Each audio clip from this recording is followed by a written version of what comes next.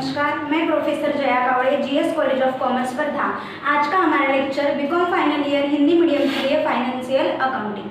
Students, हमने amalgamation का problem number 3 शुरू था हमारा, उसके दो पोर्शन हमारे हो गए थे।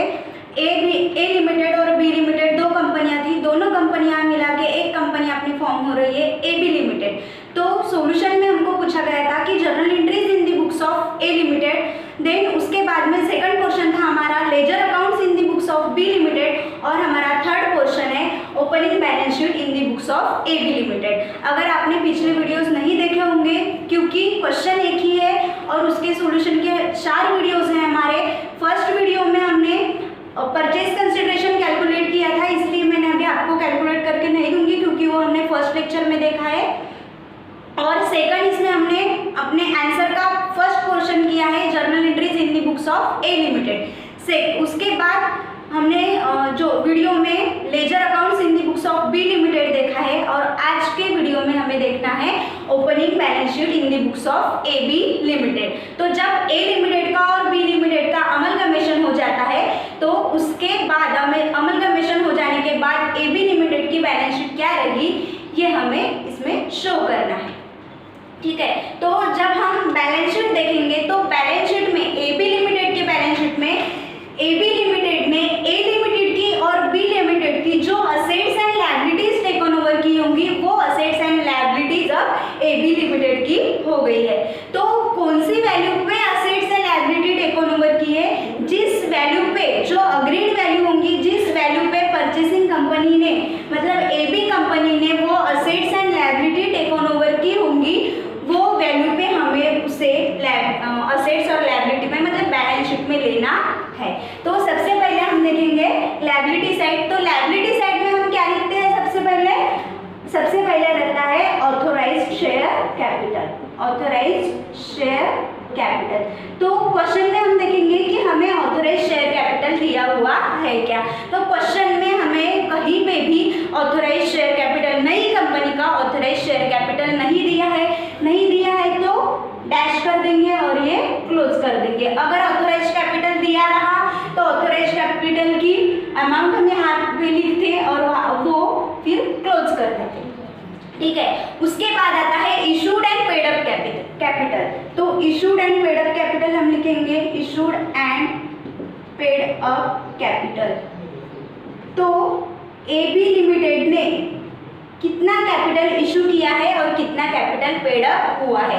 तो क्वेश्चन में हमें बताया नहीं है कि उसने पब्लिक को शेयर्स इशू किए हैं, सिर्फ A B company A limited को शेयर्स दे रही है और बी लिमिटेड को भी शेयर्स दे रही है। परचेज कंसिडरेशन के बदले में ए लिमिटेड को 5,76,000 के शेयर्स देने वाली है और बी लिमिटेड को 4,20,000 के शेयर्स देने वाली है। तो वो जो शेयर्स देंगी ए बी लिमिटेड, जो ए लिमिटेड को और बी लिमिटेड को जो भी शेयर्स देंगी, वो शेयर्स का फेस वैल्यू जो है वो फेस वैल्यू रहेगा अपना ₹10, और उसमें बताया गया है कि प्रीमियम ऑफ ₹2 ईच। तो हर शेयर पे ₹2 प्रीमियम के रहेंगे, मतलब कि फेस वैल्यू के ₹10 और प्रीमियम के ₹2, ऐसे कुल मिला के एक शेयर की प्राइस बन गई हमारी ₹12। तो 5,76,000 रुपीज अगर हमें शेयर्स में देने हैं तो कितने शेयर्स देने पड़ेंगे। तो ए लिमिटेड को 5,76,000 रुपीज के शेयर्स देने हैं, और एक शेयर्स अगर हमारा ₹12 का है तो ए लिमिटेड को 48,000 शेयर्स जाएंगे। क्या करना है हमें, 5,76,000 डिवाइडेड बाय 12, तो शेयर्स आ जाएंगे हमारे 48,000 शेयर्स। क्लियर है। देन बी लिमिटेड का भी वैसे ही है। बी लिमिटेड को हमें इक्विटी शेयर्स देना है 4,20,000 रुपीज के, 4,20,000 रुपीज के शेयर्स देना है, और एक शेयर है अपना ₹12 का, फेस वैल्यू ₹10 और ₹2 प्रीमियम, तो ₹12, तो उसका आ जाएगा 35,000। तो बी लिमिटेड को कितने शेयर्स देने वाले हैं, 35,000 शेयर्स। क्लियर है। अब देखते हैं 48,000 शेयर्स ए लिमिटेड को दिए जाने वाले हैं और 35,000 शेयर्स बी लिमिटेड को दिए जाने वाले हैं। कुल मिला के ये जो है 5,76,000 के शेयर्स ए लिमिटेड को और बी लिमिटेड को 4,20,000 के। लेकिन यहाँ पे जो ₹12 है, ये ₹12 मिला के 86,000 हो रहे हैं। तो यहाँ पे हमें क्या करना है कि 12 रुपीज़ दो कीमत मिला के हो गई है, एक तो फेस वैल्यू और दूसरा है प्रीमियम। तो इसमें से हमें फेस वैल्यू अलग करना है और प्रीमियम अलग करना है। तो फेस वैल्यू जो है हमारी 10 रुपीज़, वो फेस वैल्यू जो है वो issued and paid up capital के नाम से बताना है। तो जब हम issued and paid up capital लिखेंगे तो जो जितने शेयर्स लिखेंगे उतने shares multiply by face value जो रहेंगी, फेस वैल्यू 10 रुपीज़ और उसका जो अमाउंट आएगा वो हम आउटर कॉलम में लिखेंगे। और देन उसके बाद शेयर प्रीमियम हमें अलग लिखना है। तो जितने शेयर्स है दोनों मिला के 83,000 शेयर्स, तो 83,000 शेयर्स है और 2 रुपीज़ प्रीमियम, तो प्रीमियम का अमाउंट हम अलग लिखेंगे। क्लियर है? तो अब देखते हैं issued and paid up capital. तो issued and paid up capital A limited को कितना इशू किया, कितने शेयर्स इशू किए हैं, और बी लिमिटेड को कितने शेयर्स इशू किए हैं। तो ए लिमिटेड को शेयर्स इशू किए हैं 48,000 और बी लिमिटेड को शेयर्स इशू किए हैं 35,000। तो 48,000 और 35,000 कुल मिला के हमारे शेयर्स हो जाएंगे 83,000।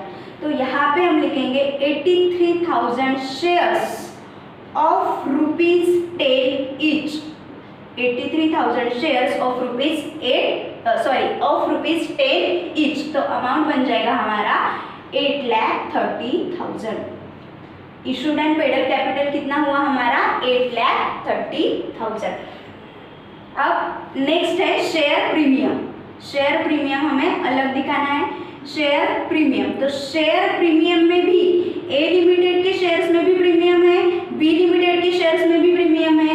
ए लिमिटेड को 48,000 शेयर्स है, बी लिमिटेड को 35,000 शेयर्स है, कुल मिला के 83,000 शेयर्स दिए हैं। तो 83,000 शेयर्स पे 2 rupees premium, 83,000 shares of ₹2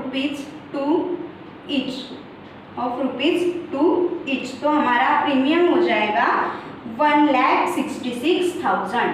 1,66,000 share premium हो गया 1,66,000। अब शेयर का खेल हमारा हो गया। Issued and paid up capital भी हमने लिख लिया और उसमें जो प्रीमियम इंक्लूड था वो प्रीमियम भी हमने लिख लिया। अब देखते हैं कि एबी कंपनी ने ए लिमिटेड की और बी लिमिटेड की कौन सी लायबिलिटी एक्सेप्ट की है। तो उसमें मॉर्गेज लोन और सन्ड्री क्रेडिटर्स एक्सेप्ट किया है।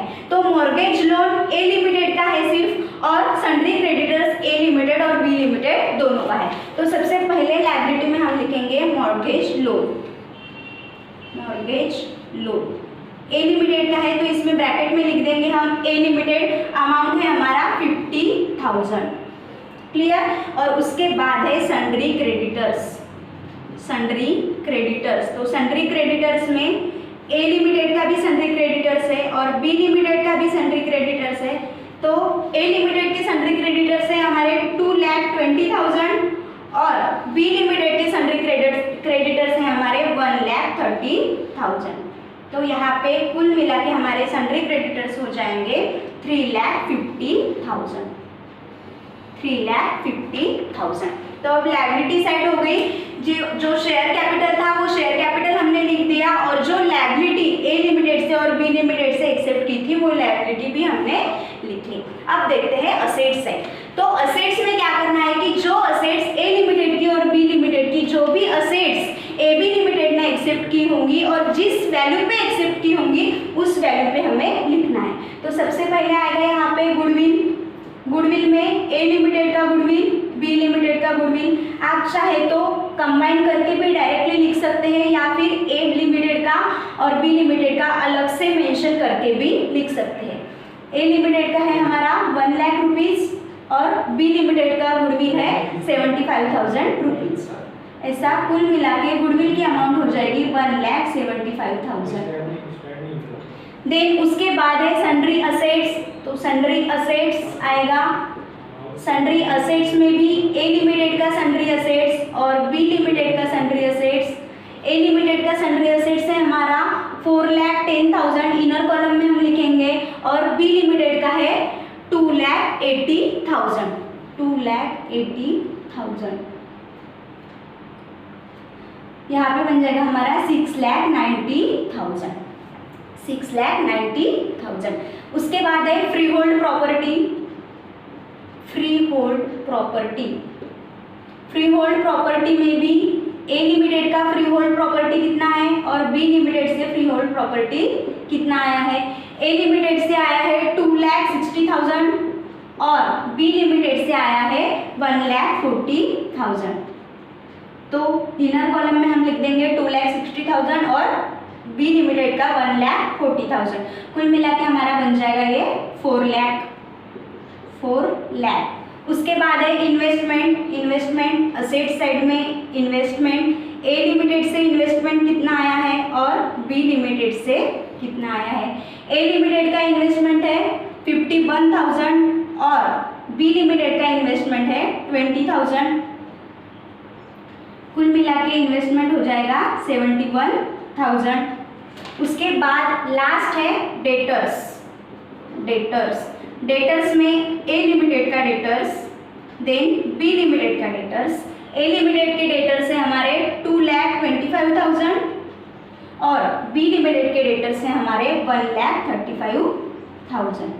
तो कुल मिला के डेटर्स की अमाउंट है हमारी 3,60,000। अब देख लेते हैं कुछ बचा है क्या। शेयर कैपिटल हमने लिख दिया है, डिबेंचर्स बचा है 6% डिबेंचर्स जो ए बी लिमिटेड से हमें मिला है 2 लाख रुपीज और 1 लाख रुपीज, तो वो डिबेंचर्स लायबिलिटी साइड में आएगा। डिबेंचर्स 6% डिबेंचर्स हम यहाँ पे लिखेंगे क्योंकि ए बी लिमिटेड का 6% डिबेंचर्स आया है। ए लिमिटेड से डिबेंचर्स है 2 लाख रुपीज और बी लिमिटेड से डिबेंचर्स है हमारे 1 लाख रुपीज। कुल मिला के हमारे डिबेंचर्स हो गए हैं 3 लाख रुपीज। 3 लाख रुपीज।